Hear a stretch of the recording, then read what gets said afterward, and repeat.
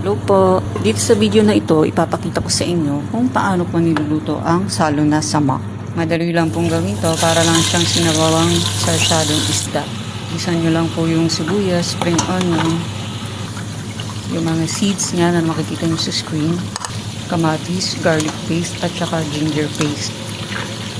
Yung dahon po, diba, yung coriander leaves at saka parsley leaves.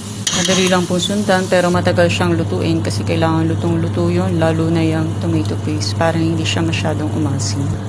Kapag luto na lahat ng sahog nyo, tsaka nyo po ilagay yung spices niya. Tapos tubig, pakuluin mabuti hanggang sa lumambot yung sibuyas, kamatis. Dapat po hot water yung ginagamit nyo para hindi po tumigas ulit yung sibuyas, kamatis at saka spring onion. Ayan, pakuluin lang pong mabuti hanggang sa kalahating oras, hanggang sa 1 oras pwede.